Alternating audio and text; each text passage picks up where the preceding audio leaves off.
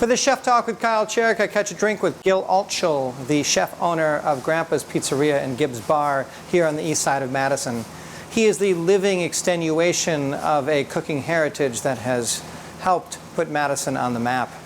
It's Chef Talk with Kyle Cherek and Gil Altschul. So you kind of do this with your fiance. Yeah. She's front of the house. Yep. Right? Yeah. Front of the house and design. Yeah, okay. Yeah. Is it hard to have like some just separation church estate? I mean, you have to have a relationship's a living entity. Yeah. A restaurant is a living entity. And you have meshed these two into some third. It's incredibly trying. Yeah. For sure. Yeah. Design is her passion, and she recently got a part-time job at a kind of design and retail shop, and that's great. I mean, the more time we can get her away from here, the better. That was for healthy our relationship. for you too. Yeah. I feel like we've gotten to a good place now, just because things at Grampa's do run pretty routinely.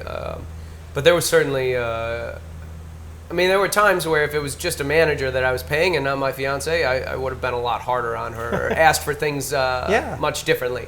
But yeah, trying to balance a relationship and be able to go home and enjoy each other at the same time is a challenge. Yeah. No, so there's pros and cons for sure. And I like having her around here, you know. Do you have trouble getting crew here? From time to time, it goes in waves, like a lot of places. I know that's been a big topic in Madison. Yeah. But we seem to do all right. You know, I think me and my fiance run this place, and I think people that work here recognize and appreciate that we're here day in, day out, you know, building this business. And most of our front of the house staff has been here since day one. The kitchen has completely turned over, you know, once or twice. But that's normal. You've been open for 2 years, yeah. Yeah, I've got a chef de cuisine now that kind of runs the place when I'm not around, and he's got a couple kids, and we enjoy each other, so it seems like he'll be here for a while, you know. So it's hard in the first couple of years of a restaurant. You have to, like, it's hard to ask your staff to do anything that they haven't seen you do at least once. Yeah. Right. That's the move. Yeah. Yeah. You set the precedence. But yeah, I think I've always. Maybe more so than I should, which is the reason I'm still unhealthy, I guess. Lead by example. So I'm always in the kitchen cleaning with these guys, you know, at the end of the night, and I don't cut out on that. Right. So I love that preceding this was a gun club. Yeah. So did you like smudge stick the place to get that chi out of the joint? I actually did have a friend do a smudging here. Yeah. Yeah, there's stones placed throughout. My friend Eric did that. Yeah.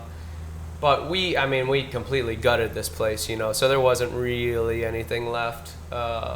There's some elements, you know, I bought a couple guns from him that hang on the wall, and there's another piece of art behind the bar. There's a gun with a flower coming out of the end that actually used to hang here that somebody gifted to me. Really? Yeah. It was funny. I mean, just a side note, it was funny. I mean, I think it was finally, we've been open about 1.5 years before people stopped coming in asking to get guns repaired. Seriously? Like people would get past the sign that says Grampa's Pizzeria, like in the front door, like look around. So you guys still fix guns? And it's a totally different facade and everything. Like the door isn't even where No, so I found that humorous. So like pizza, burgers, tacos, you know, those are the 3 donuts, right? Right. Everybody has a flavor profile. Everybody's got their favorite. Everybody knows what it should be. Everyone's got their. So how do you distinguish? How do you become superlative or even good? How do you show my pizza when there's a myriad of options to the American mind and budget? Yeah. What sets mine apart? Yeah. What makes it so? How do you do that? How do you do that as a restaurant? You know, I think you take one style, you don't try to do too much. And you know, that's what I grew up with one style, one thin crust pizza. And you make that as good as you can, you know, and I made, for the first year, I would say I cooked every pizza in that oven.